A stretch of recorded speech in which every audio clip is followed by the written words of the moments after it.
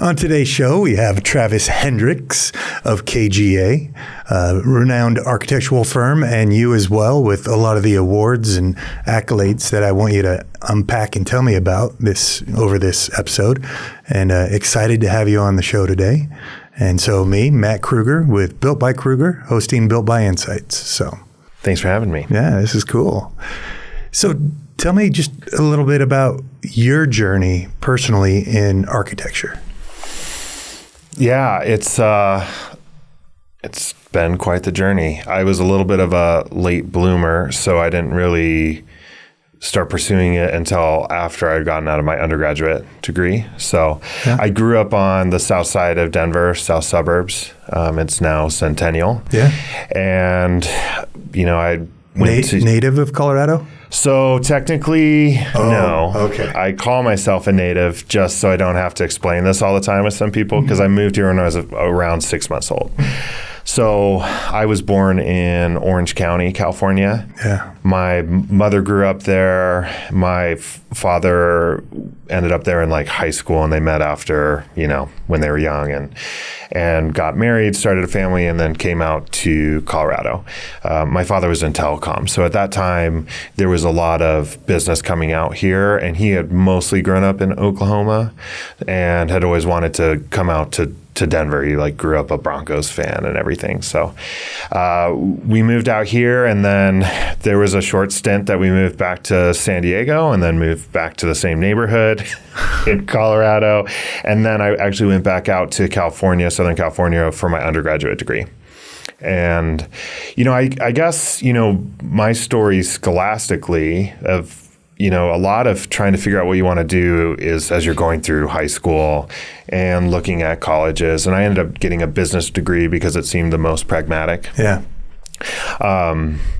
And everything's business, honestly. I mean, it hasn't hurt me by any means, but I started pretty quickly looking at transferring to schools with architecture programs, but I just decided to stick it through, got a job in marketing, and within a year I was like, man, I made a big mistake. So I figured out how to get in grad school and came back to go to CU Denver, which is the accredited architecture program in our state. And then the economy exploded in 2008. Yes. So, I had these big ideas. Is a bad word. Yeah. The big recession happened. So I had these big ideas that I would start grad school, start getting internships, start working, and kind of move grad school to part-time and complete it while I grew my career. Yeah. And all your professors start coming in and saying 40% of their staff were laid off. So there was no internships, anything like that. So just kind of dedicated myself to 3.5 years of school. Get it done. Yeah. And I was, hoping that by the time I got out, the economy would be back. Unfortunately, it was probably another 18 months to 2 years before things were kind of really moving again. So I started my career with big visions of architecture, and then it turned into really having to grind for a job, and it ended up benefiting me really well. So I had to really grind and cut my teeth on a lot of different types of work that I didn't think I'd be doing. That started with contracting for an architect on the side while I was working for a fabrication company that did millwork and sheet metal, a lot of stuff that went into storefronts or even food carts, stuff like that. I remodeled some food trucks at one point. And it was interesting. And I had always worked in food service as my part-time job through school. So it actually helped me a lot, because then my next job, I started working for a firm that did a lot of restaurants as their bread and butter. So you were familiar with the space. Yeah, I knew the operations side of it. And so it actually, and then I was also working with brands that were permitting things all over the country. So that was really influential to me of getting a lot of exposure in permitting and different construction methods and a lot of TI work of plugging into existing buildings. So that scope, at the time, it didn't feel very glamorous, but it was one of the most influential times of my life, career-wise. And then, the economy's back. I ended up in multifamily, and I was a project architect doing apartments and senior living and getting pretty burnt out. The hours were really long. Was it a big firm? our office in Denver was less than 10 people, but the whole firm was around 30 to 40 because they had 4 offices, one in St. Louis, one in Kansas City. Yeah. So I was doing projects all over the country, and, I'd have maybe 4 projects at a time. 2 or 3 might be in construction at one given moment, and then another one in drawings.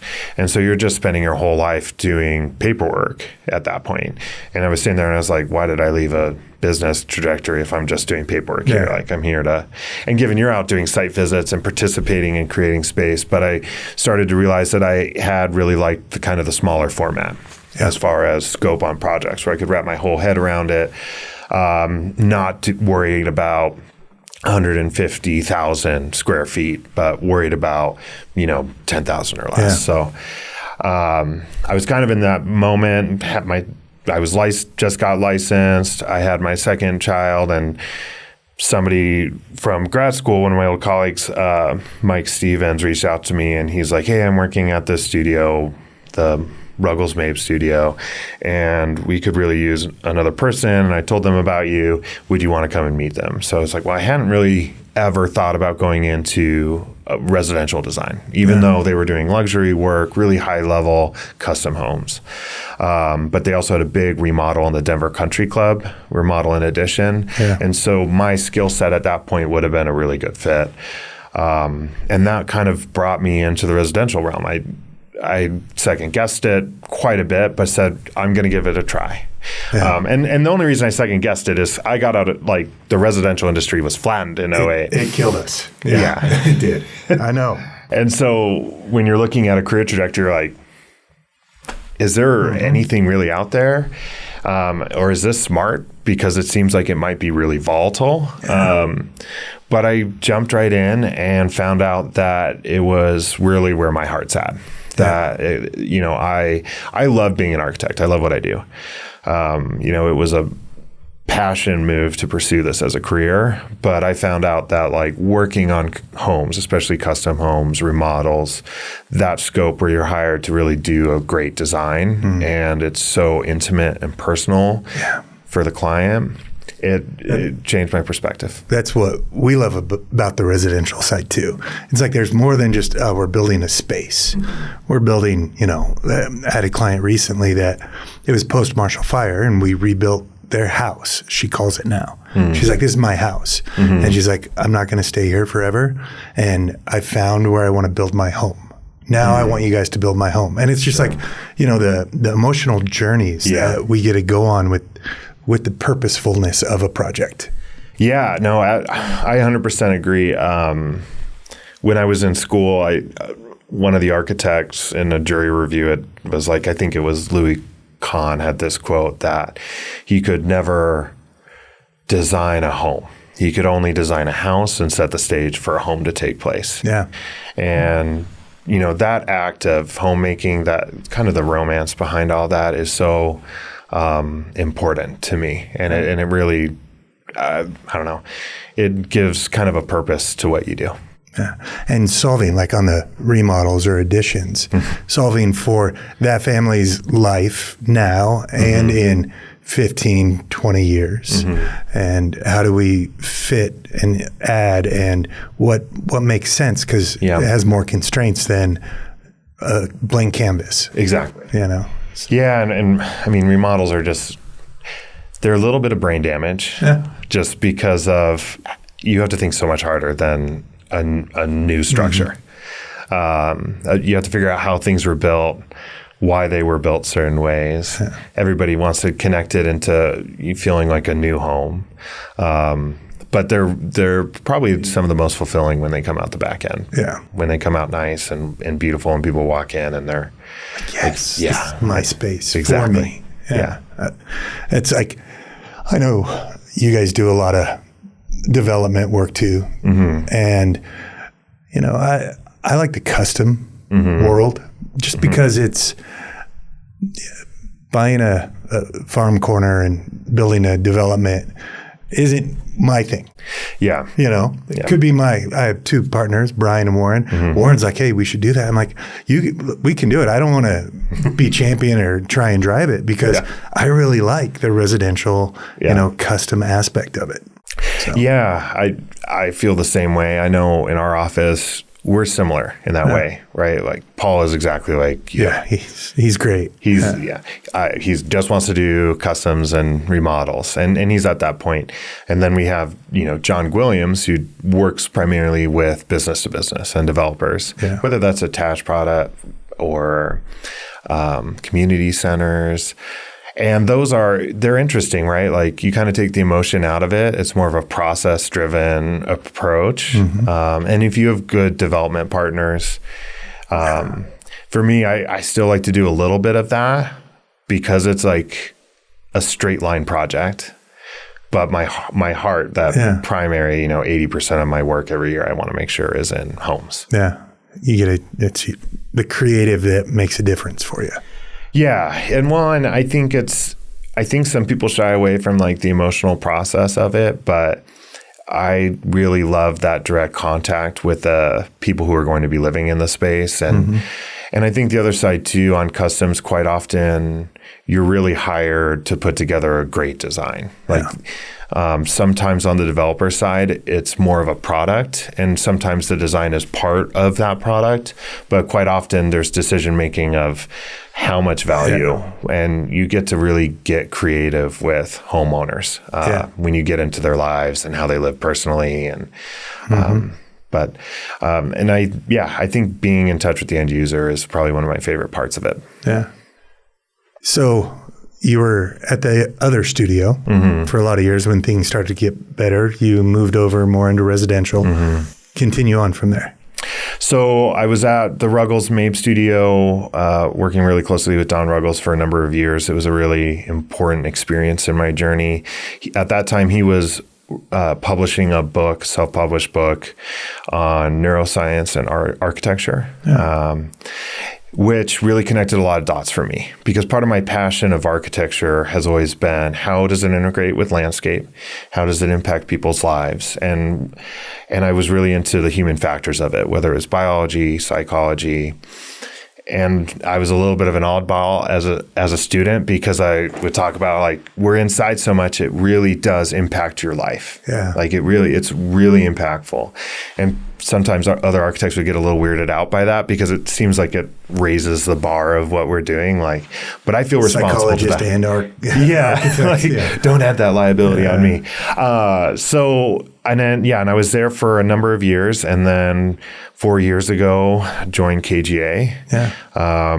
They gave me a lot of support and runway to get out and start really kind of building my own book of business with them, with the idea that, just contributing and growing the firm and role. And it's been a great experience. I'm all about KGA. I love it. I love everybody we work with. I was able to go to your office last year and see it. Steve gave me a big old tour, and it's a great vibe. Everybody seemed very like down to earth and happy, Yeah. I think we've put a lot of time. I wouldn't say I think. I know we've put a lot of time and energy and money as a company into our culture. Yeah. And part of that is just having consultants that help us with organizational principles and also like personality fits and interpersonal communication, but also just investing in the right people and being really emphatic about hiring the right people and thinking about, if we bring somebody in, how do they fit in this culture and do they contribute? And the reason is we want people to come into work and be happy. Yeah. You see more people at work. Everybody's more productive. I mean, I wake up every day. I'm excited to go to work. That's awesome. Yeah. The office is over in Rhino, right? Yeah. Well, is that the right? I call it Rhino adjacent. Rhino adjacent. Because we're like just east of Rhino. Okay. But yeah, we're in an old, restored and rehabilitated brick warehouse. Yep. Complex that used to be part of the military. I don't remember which branch, but I think it housed a lot of medical supplies. They have like an old medical facility on the west side. And then that transferred over years ago. It was just randomly rented out, and then they've really invested in it. Yeah. It's a great spot. Yeah. So you've been with KGA how many years? Just over 4. Just over 4.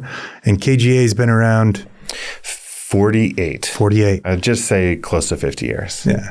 So, and the KGA stands for Knudsen and Glass. And Glass. Yeah. And I've been in Boulder. I mean, I was working for a contractor in Boulder when I was a kid. Yeah. And you know the name. And because they were in Boulder, you know, and then they found a spot in Lafayette. Or Louisville. Yeah. And they were in Louisville for a long time. And I think that, you know, the lineage of this firm is quite impressive, you know? Yeah, so I knew about KGA because of Paul, but the more I found out about it and the history, it's one of the most predominant firms in the residential sector in Colorado, for the kind of the metro Front Range area that exists right now. Yeah. And it has a huge lineage of people who have worked there that have spun off into their own things, like that are doing great work, that have big names. And so it's been kind of one of those firms that's been around and been really influential for a long time. And yeah, Knudsen and Glass kind of set that base point of what we still do today, which is very focused on residential work. We're a residential firm.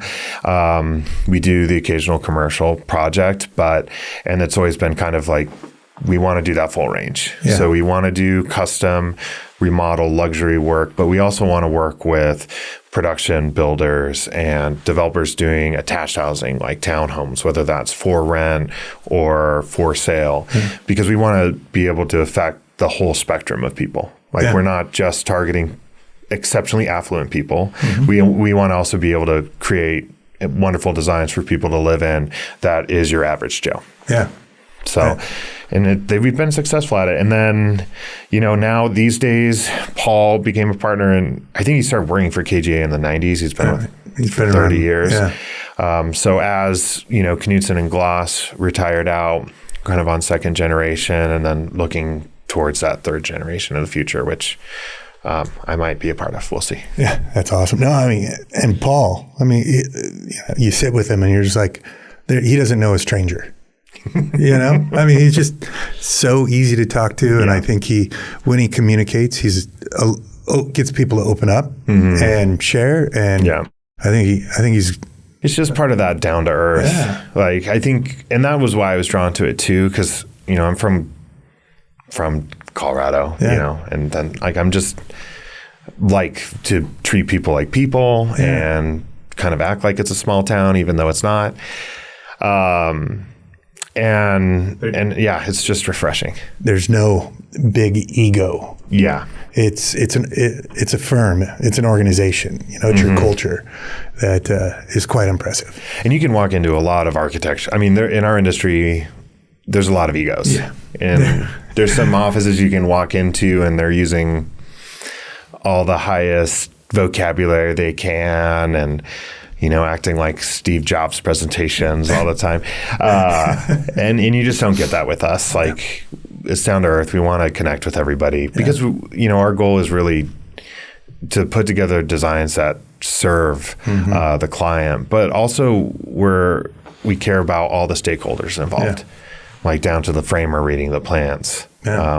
We want to be able to go out on site and have authentic conversations with everybody and work together as a team. Yeah. Collaborating, you know, it used to be, okay, the architects, here's the plans, architect will oversee it even, to you have the builder, architect, here's my sheet of paper, you know, go figure it out. And to now, it takes a team. It really does. To all the entitlement, all the code work, all the plan analysis, all the site analysis. What can we do? And then, you know, the energy analysis and the engineering. And you're just like, you got to have a good team. And you want a team that you want to have fun with, that you want to work with. Yeah, exactly. And that's what's key. And bringing everybody in early, too. Yeah.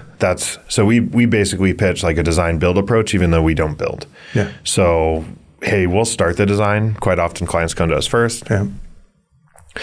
And we might get to a point that we have their program really assembled in the house they want so that everybody has something to look at. And then we're like, hey, let's get a contractor and builder in here right away. We need their set of eyes to tell us how this is going to go. And we treat that process holistically with all of our consultants to the greatest extent possible, because it only means we get to the finish line with the best possible result. Absolutely. When somebody brings us plans and it's already engineered and they're like, all right, my architect said it was going to cost X. Oh, gosh. And I'm just like, I use this term a lot, but then have the architect build it. That's fair. Because there's no way. So it's like you get to that point where, our clients invest so much money in this plan development, and you're just like, it's got to be right. It's got to be able to meet the objective of the project, the budget, the design expectations. And so. Well, yeah, too. And if you have to pull money out of it on the back end, you draw it all and then bid it, then you can't pull money out of it. Yeah. Right? Like if you're way over budget, you're reducing program and changing the design, and then it's no longer their dream house. Like, because they're already emotionally invested in Withstrong. So it puts everybody in a really bad spot. And our goal is that people get to build the house. Yeah. We used to just like receive bid sets all the time. The industry has shifted. We don't receive as many, here, just bid this. They send out the plan set, fully engineered everything to 3 different builders and, give us your best price. Everybody knows it's got to shift, and it is shifting. Yeah. And so. Because, we can't get an idea of cost at all. We have ranges based on square footages, but it really has to get your level of input for us to be able to figure out where it's at. Clients don't really like to hear that too much. We're like, I can't really tell you. Here's an idea, but please go talk to a builder sooner than later.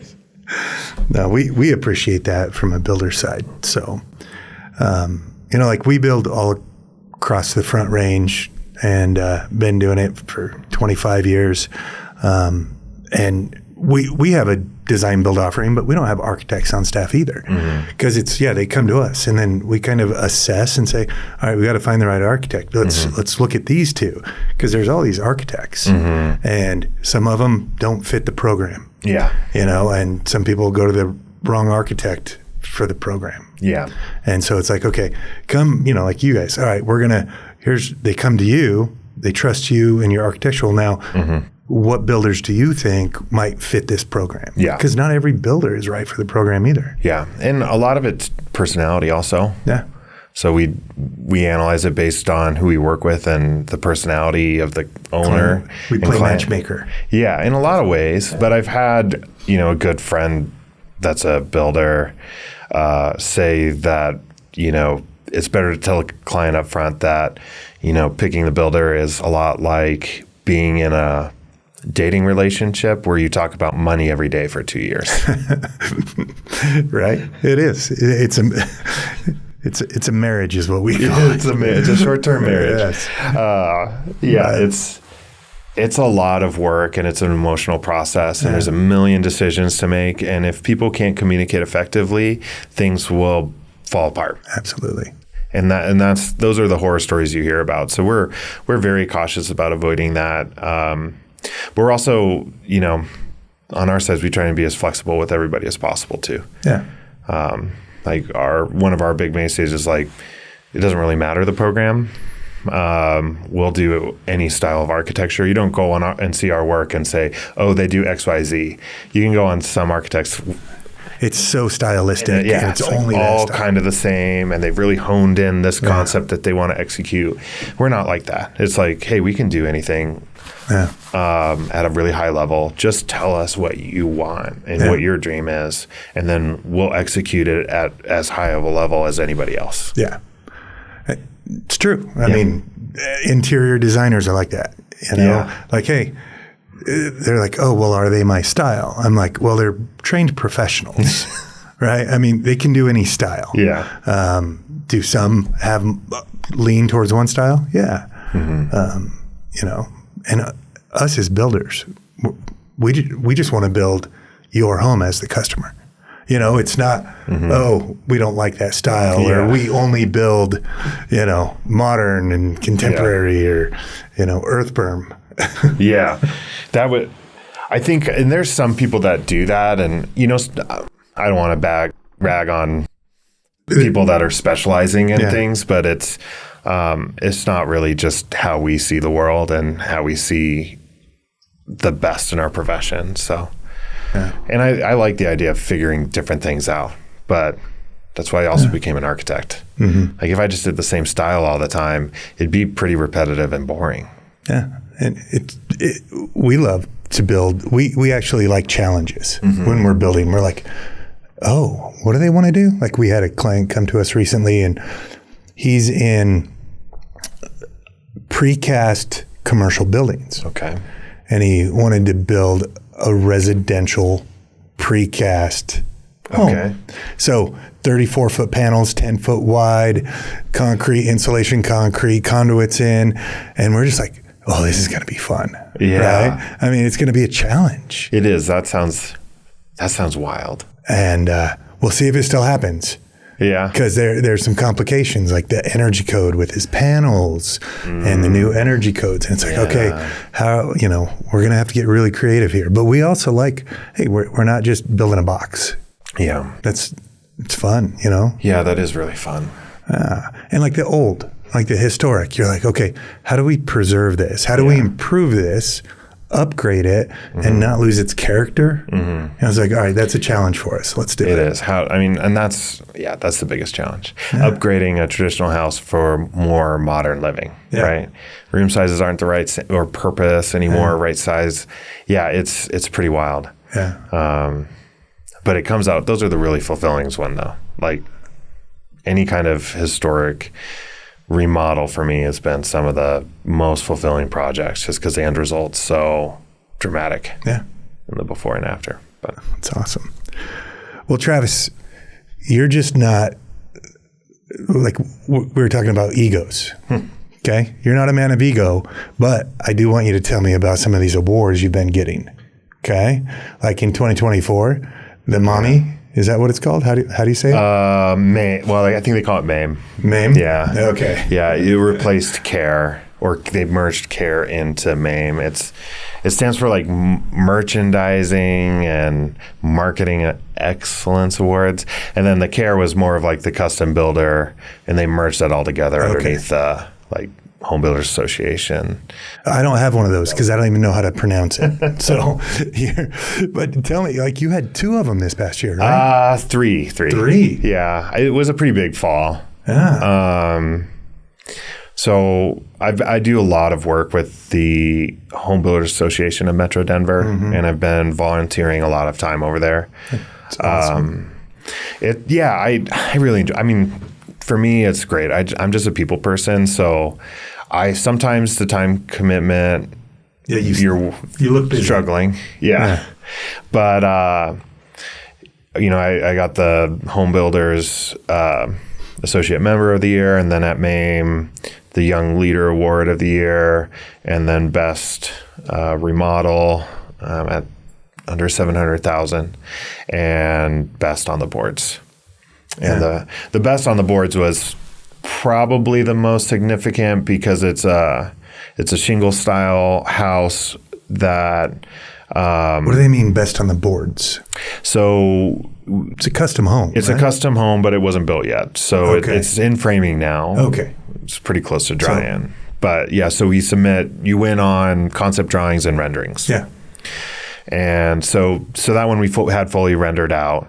And yeah, it won Best Single Family Custom on the Boards house. And then hopefully when it gets built, it will continue with the awards. Yeah. But it's shingle style, which was a style of architecture that grew on me over the years a lot. But then it's also for a really good friend of mine who is also an owner of a custom builder firm in Littleton. So that one, it's like a really great personal connection on that one to see it get built. Yeah, that's fun. Then you're also a speaker. Because I went to the International Builder Show this year. Okay. And I don't go to the sessions. They got working sessions. I went one year and it was cool. And just a bunch of us talking about how cool we are and cool stuff.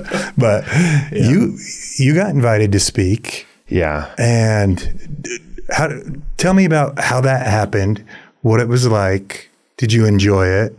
What'd you speak about? Well, so I had two speaking gigs at the Builder Show this past year. One was what they call a Design Central. It's like a 30-minute segment, and they're usually pretty topical. So I did a presentation on resilient design and resilient architecture, what kind of goes into it. It was a pretty hard and fast survey of different things to build for. Define resilient for... So resilient design is a pretty big topic. But the biggest idea is like you're building something, literally resilient to specific hazards or natural disasters or climatic events. Okay. So my presentation was broken up in really talking about flooding, earthquakes, fire, and wind, and how to design around those criteria. Because we see a lot of people losing insurance, right? A forest fire may tear through a mountain town and a bunch of insurers pull out. State Farm's pulling out of California. It's almost impossible to insure a lot of homes in Florida if they're located in a specific hazard region. So, and so the big thing is trying to think about how you build a house that withstands these, and that might be at a macro level of a whole community to an individual home, what the materials go into it, how certain design strategies help you withstand elements. So wind, like the design of your roof, is very instrumental in being wind resistant. Being able to withstand, 100 plus mile per hour winds at a sustained rate. Strategies of controlling positive versus negative pressure differentials in a house and its exterior materials and the landscaping. But that impacts like fire. So that idea has been gaining a lot of groundwork. Well, because through Louisville, I live in Louisville. Yep. We work a lot in Erie, Boulder, unincorporated Boulder County. And with the Marshall Fire that came through, the city of Louisville just amended their fire hardening codes. And it was really a knee-jerk reaction. It 100% is. And now it's like, it's the whole town. It's not like zoned. So it's been very challenging. Yeah. You're like, we can replace your deck. Yeah. But they want Class A fire-resistive decking material now. Okay. Which doesn't really exist. You got to order it. There's only one, or that's readily available. It's 5 times the cost. Yeah. And you're just like, all right, how do we do this smart? And I know being involved in the HPA, you guys work a lot with the different municipalities, the code reviews and amendments. But resilience, it's so important. Yeah. And it's so important to do it methodically. A word that I think gets lost a lot in our public policy is pragmatism. Yeah. We make emotional decisions a lot. Quite often things I come up with, consumer protection or health and life safety, get an extra level of emotional knee-jerk reactions, and we don't think about the end result. Yeah. But that is, a lot of the HBA work I do is through government affairs and permitting, and then I'm also on the board of the Metro Housing Coalition. So we are actively trying to educate everybody around us about the ramifications of these decisions, because what it ends up doing is creating issues downstream. People stay longer in used, or how you even phrase it, existing buildings that aren't as safe, that don't have the same level of efficiency, because they can't afford something new, because you add in all these layers. Yeah. And people can't afford it. And you're improving, like for a remodel, for a deck. Okay, like these 2 sides of the house, because you touched them, have to be Class A, but the other 2 don't. Yeah. You're like, well, then why do it at all? Well, even why add the Class A? Yeah. Trex, I mean, Trex is probably not the most sustainable material, but it just melts. So it's not going to catch on fire. It's a Class C. Yeah. You know? These decisions are tough. The resilience, I think, is, I mean, because we're all, as builders and architects, dealing with those, and every municipality is different, which makes it difficult for you and for I, as we're trying to execute projects in 6 or 7 different municipalities. Yeah. And it's just mind-boggling. When everybody has their own amendments and code requirements and zoning standards. And so let's go back. Sorry, I could go on for a while on that. Let's go back to you're speaking at the International Builder Show. So you're speaking on resilience. Yeah. That was the 30-minute one. And then I had a second one that was on really just how to design great communities and houses and architecture. Yeah. And that one came about because I had done a presentation on custom home design at the luxury level and how it may relate to other product types at a summit for the Home Trends Institute, which is part of the John Burns real estate group. And that has a lot of production builders in there. So I did that presentation with Kate Perhassian of Unscripted, and then an architect that was there that I had met briefly kind of approached me after the show and was like, hey, I have a spot. Do you want to join this presentation? And I was like, okay, sure. Yeah, sounds good.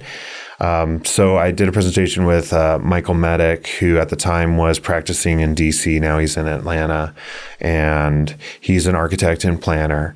So we had a really good conversation and a fun presentation. It was the last speaking slot at IBS. Yeah. So it was pretty light on attendance. Most people had already left Vegas by that point, but it was great. And yeah, I think we have some proposals in this year again, and probably try and do another one. We'll see. Did you enjoy it? Yeah, I do. I mean, public speaking can be a little stressful. Yeah.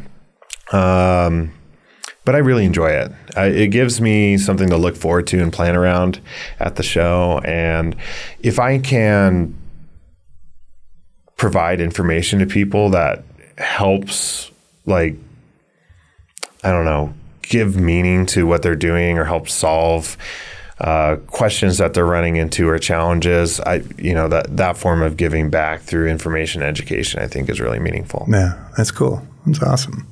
We went to the International Builder Show, and we actually have a luxury home client. And so it was kind of fun because we're like, every once in a while, we're like, hey, it's this year, and you want to meet us out there, and we'll just hit the floor, look at some cool products, go to dinner and just have some fun. Yeah. But the show is so big. You got to go with a mission or else it's just a waste of time. Yeah. And this year I was so busy that I didn't get a lot of time on the floor. I even was doing like a, guided tour through the kitchen and bath and IBS through Ferguson. And then I had to leave a little early to go. You were a VIP. You were a speaker. I was a speaker.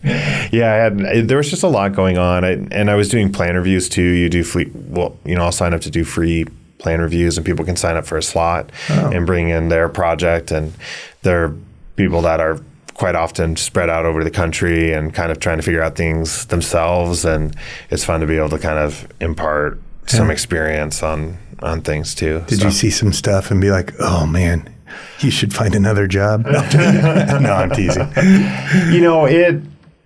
I think there was one year I was like, man, there's so much I want to change on this. Like these guys were trying to do a 4-plex, and it was, there was just some entry and challenge. I talked about some stuff. They're like, yeah, we actually had looked at that, but then changed it. I was like, you guys should change it back. But there was one couple from South Carolina that did their own spec builds. Yeah. And the wife had done the floor plan, and it was a pretty well put together floor plan, but they were like, hey, how do we reduce the square footage? Like we're way overbuilt. And so that was fun because I was like, yeah, all right, let's look at it. And we got to talk about what they were thinking. And I was like, yeah, let's find a way to reduce the amount of halls here, some small moves like that would reduce the square footage. And it made a pretty big impact on their floor plan. Yeah. So one of the projects that you're excited about, obviously working on, is the one with your buddy who's the builder. Yeah. right? Yeah. Okay. What other cool projects have you been working on of recent that have been like, yeah, this means something? This calendar year, a lot of my time and energy has been going into a single project. It's an estate level project in Cherry Hills Village, and totaling out a little over 14,000 finished square feet. Yeah. And it's a labor of love, and the clients are great, and our project team is great. I've been working with Cass from Kaleidoscope. She was the interior designer. We're really good friends, and she actually referred me to the homeowners. Nice. And then I've made really good friends with the builder as well, who I hadn't known before. They all kind of came with the project.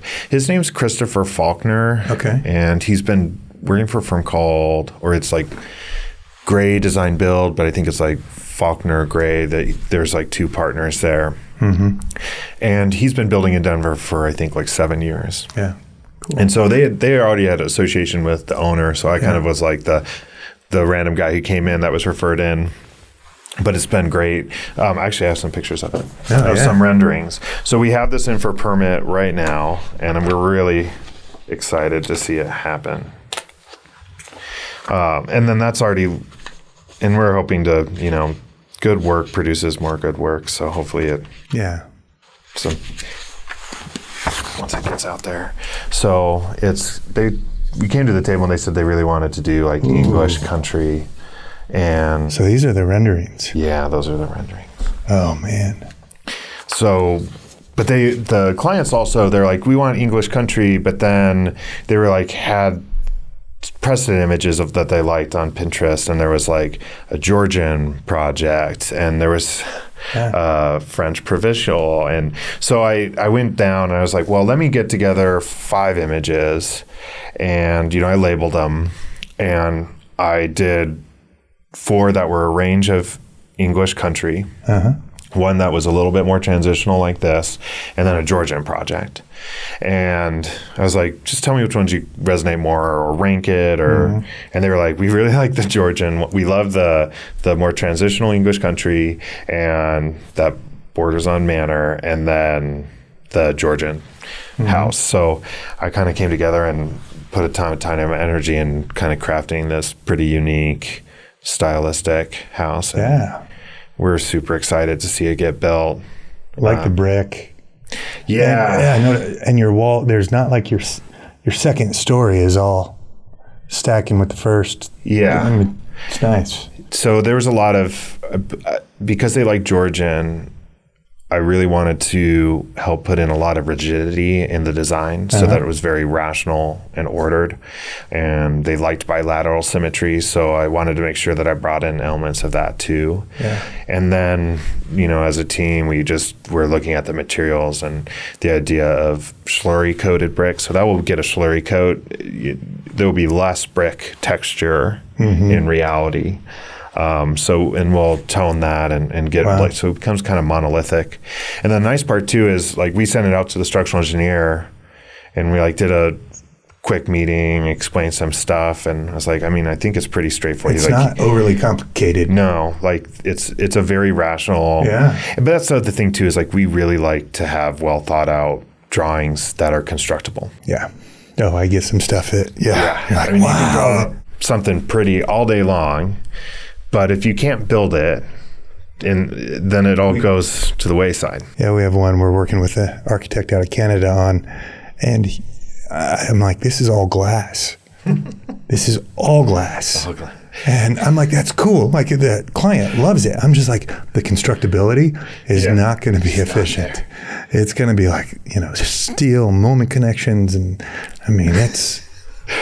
I was in Idaho Springs. I was working on this rehab of a historic landmark up there, and I have a really good friend who is a structural engineer in Winter Park with Anthem, Jared Veenstra, and we were walking through the existing building, looking at the plans of what I was thinking for the rehab and remodel, and I wasn't moving that much around, but we're kind of running through everything, and then took a break to chat, and he's like, why?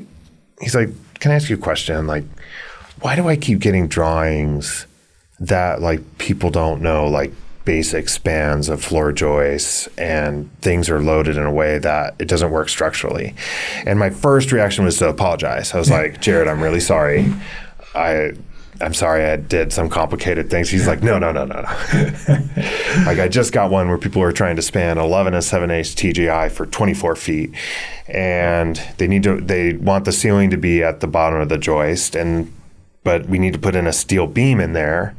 And to be 12 inches, it's going to be this huge, heavy steel beam. And you're going to have to double every other one up. And then you're going to have to drop the ceiling, and they haven't thought about how the ceiling is going to work. Mm-hmm. And he's, getting structural engineer headache land from it. Yeah. But yeah, that happens left and right these days. And there are some beautiful structures that are very complicated, right? Mm-hmm. There's a part to it that you're like, okay, I mean, this isn't going to be easy, but it's going to be technically amazing, and it's still going to be, it's just not as cost effective. Yeah. Well, and there's certain value with complexity, right? Yeah. It's about when you do it intentionally and not by accident. Yes. When you go to the table and you're like, I know this is a complicated detail. I'm going to figure it all out. Mm-hmm. Our drawings are going to be thorough.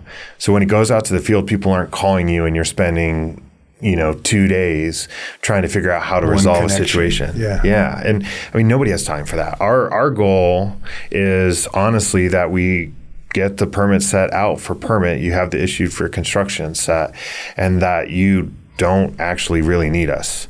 We're always going to be there and available, but our industry has gone to residential architects doing construction observation services as a mainstay in a contract, and we don't even build that in. We're going to be there. If there's a problem, we'll be out on site if you need us. But for the most part, our drawings are going to be so thorough that like people are calling just to double check something, and it's crazy. All the architects have their different revenue streams that they have and how they charge, and I do see that it does come back and bite some of the architects at times. Mm-hmm. We've had clients be like, we're the builders. They're like, hey, we trust you guys. Does the architect need to come out here all the time? Because every time they come, we get a bill. Yeah. And we're like, that's your relationship, but we got you if you don't want them to. Yeah. But you have to make that decision.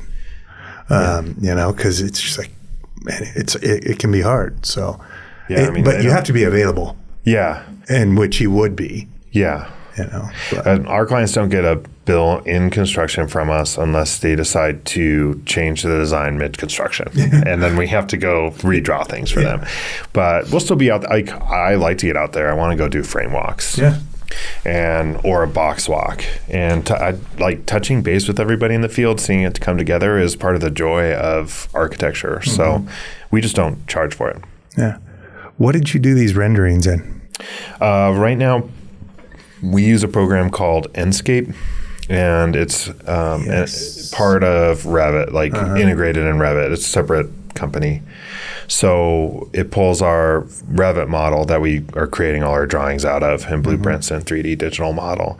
And so it's kind of all connected in there. So we're doing our best to build this process through drawings. Not every project gets this level by the end of permit drawings, but that's mostly a result of size of home and fee and how much wiggle room we have to provide more value. Now I have a landscaper who uses Enscape for his, and I'm just like, wow, this is the best rendering package I've ever seen. I mean, it's phenomenal. It helps so much to explain a design to people, and I mean, it's photorealistic. Almost. Yeah. Sometimes I'll post that stuff on like Instagram or social media, and my mother-in-law is like, "Oh, I saw that house you did," and I was like, "Oh, which one?" And so she's describing it. I was like, "Oh yeah, those are renderings." She's like, "Oh, I thought it was already built." That's awesome. Well, Travis, I mean, this has been awesome talking about this and learning more about your story. Let's embarrass Paul and Steve. Okay. Tell me a funny story about Paul and Steve. I I mean, Steve's just kind of a walking funny story. He drives a banana car. Now he does, yeah. It was a black wrap, and now it's a yellow wrap. Gosh, I don't know if I know anything really embarrassing story-wise for Steve. He's just so fun and funny to be around. I mean, he loves life. I did recently go to an event and find out that there was another Steve Combs in the industry, and I thought that was a little weird. Yeah. That was just earlier this week. But it wasn't Steve. He doesn't have any illegitimate children that I know of. That's good. But there's another Steve Combs running around there. That's funny. Gosh, I don't know. I couldn't say anything embarrassing about them. I'm usually the one that does embarrassing things. We had to put vinyl graphics on the glass. Like, I have a door into my office, and it's the door that's glass and then a big glass panel. And we had to put vinyl graphics up there because I walked into the solid glass side like 2 times, like within the first month of moving in. So some dots so you can see it. The screen door. We need to help Travis before. So Travis can only pick on Travis. That's cool. Well, hey, we're going to go into our trivia round. All right. Okay. And this trivia round is just some simple questions. Want to have fun with it. Okay. Right? And you will absolutely not get any of these. Good. No, I'm just joking. I don't know. I like trivia. All right. And you got some questions for me. I did. I wrote down a couple too. Okay. So what we'll do is I'll ask one. Okay. And then you ask one. How's that sound? Okay. Okay. So relating to, are you a Star Wars fan? Yeah. Yeah? Okay. Harrison Ford. He worked in the trades before getting hired by director George Lucas while working on George Lucas's friend's home. What did Harrison Ford do? Wow. I'll give you a multiple choice. Oh, that does make it easy. A, was he a painter? B, was he a carpenter? C, was he an electrician? Or D, a plumber? Harrison Ford. I think it's an A or a B. I really have no idea, but he seems like he would either be a carpenter or a painter. I'm going to say carpenter. Yay! You got it. Completely random guess. I had no idea. That's a really interesting fact. Everybody started. You were working in the food industry before you became architect famous, steaks. Right? Yeah. I'm like famous in my household. Yeah. Well, speak at the International Builder Show. Tisha, you're good. Harrison Ford was a carpenter as his main job. He met George at Francis Ford Coppola's house, installing a door. Interesting. Wow. And George was just like, hey, you got a face of a space scoundrel. Yeah, no, I guess he got the job for American Graffiti and then Star Wars. Yeah.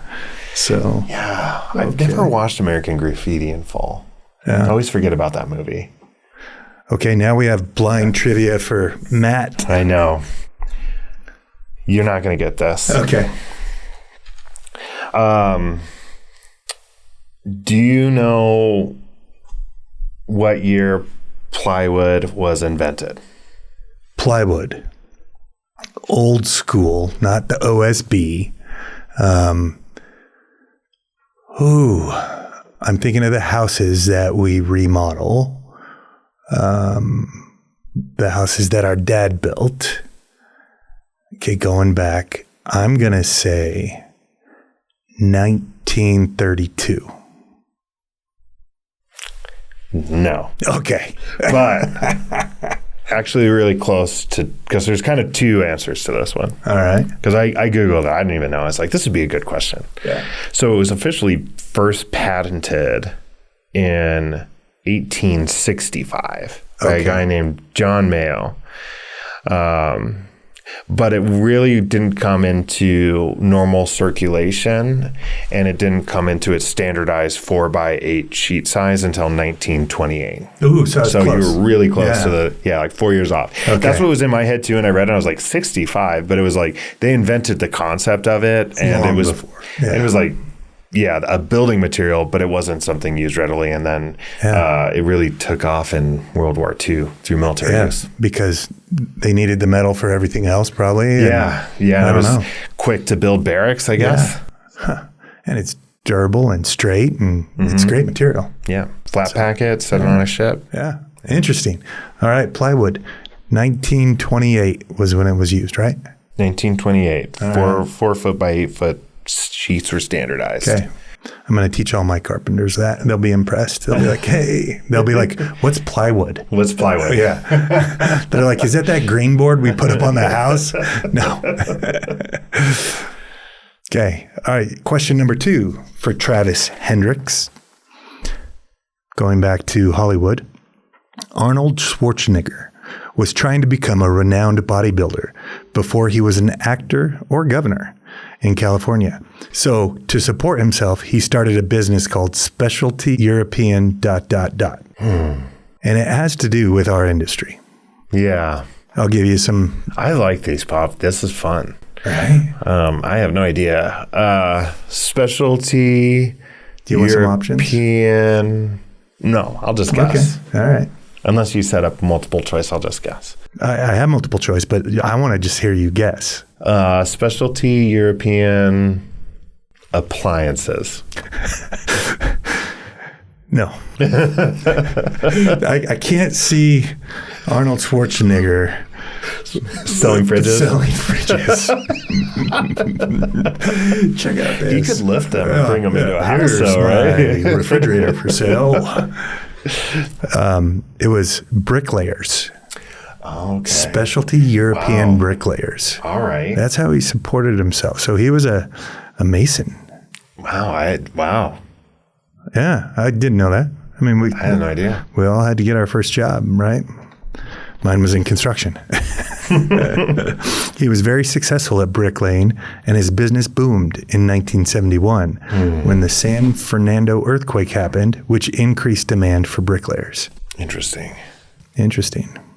Pop culture-ish. Yeah, I mean, mine are not cool now. Now I feel bad about it. I spent hours and hours looking for these. Actually, I have a great podcast guru, Ben, who sets this all up for us. So, yeah, you can tell he has that creative brain. Yeah. So, I mean, I'm not super excited about all of mine. Go one more. I have one more at least. I figured I'd print out a picture of something and ask you. Ooh, a visual. If you know what type of roof design this is called. Wow. It has a gable and a hip over the porch-ish. So there's probably some term. This looks like, this is like the 50s Sears Roebuck houses, right? That you could buy in a catalog almost. I mean, it kind of looks like one. That's for sure. Gable. No. Munford. I don't know. This is a version of a Dutch gable. Dutch gable. Yeah. I'm trying to think. It's in the hip roofing because it's not just the porch too. Like if that was enclosed, it would be the same. Okay. And sometimes it's smaller, but it came out of Dutch colonial like stuff that was more in like the Caribbean and stuff like that because it's hip with the smaller gable area. Not Amsterdam Dutch. Not Amsterdam Dutch. I got to go to Amsterdam last year, toured, loved the architecture, all the different roof lines. And crazy. They all all mean skinny something houses different. And they're all leaning. So this is like a Dutch Caribbean house. Yeah, the roof typology kind of rooted there, but it got used a lot in a lot of traditional homes built in the U.S. Kind of got incorporated into American traditional in a lot of ways. You said Dutch gable? Dutch gable. Dutch gable. Okay. Yeah. Man, that's cool. Learn something new. Every day. That's the goal. And so I didn't get either of mine, did I? So you're still winning 1-0. Okay. Well, this one could be a negative point if I'm way off. The Eiffel Tower has inspired replicas all around the world. You probably know a little bit about that. The original Paris stands at 1,083 feet. And the second tallest, really? Yep. The second tallest is in Las Vegas, 540 feet. Okay. But where is the third tallest Eiffel Tower? Standing at 354 feet. Man. I was really hoping it was going to be the one in Vegas. No, I gave you that one. It's the third, more obscure. I'm just going to go with the good old-fashioned Dubai. Okay. No, China. China. Interesting. It's in Dangducheng, is the city off the coast of eastern China that recreated a version of Paris. Interesting. That's not surprising. But I didn't know that they had a imitation Eiffel Tower there. Yeah. They actually, in China, there's some straight up replicated like European traditional designs, but they're not like brand new either. Yeah. Like it'll be a community, because back in the day, when Europeans were coming over to trade, they had these like systems that you'd get these like territories almost, or like small townships that it was built around that. And there was actually, and then they had their own rights in there somehow too. Like it was separate from the Chinese government. Really? That's like, I think like 150 years ago or something.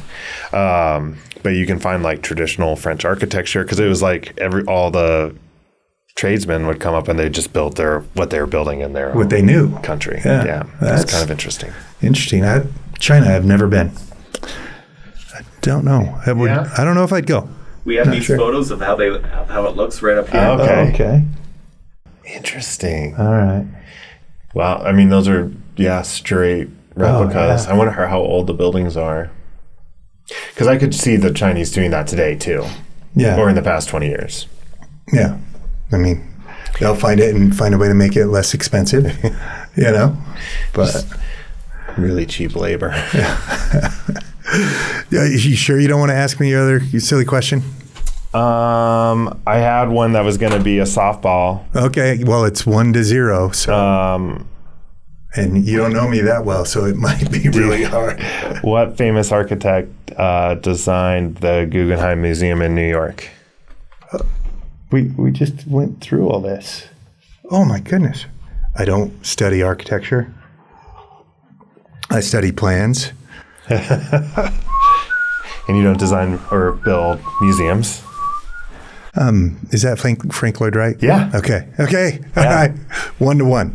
And then the architect that built, the building behind the Guggenheim was Art Vandelay. Okay. Which is a Seinfeld joke. That's your pop culture. You got one in. I don't. It was a tee up in case you were a Seinfeld fan, but you never know. No. But one of the characters had an alter ego. I always wanted to be an architect, and then he tells some tales to people, and he says his name is Art Vandelay, and he's an architect. And, do we know any of your work? And it's like, you know the Guggenheim Museum? They're like, you designed that? No, I did the building right next to it. Right next to it, right behind you, across the alley, the town over.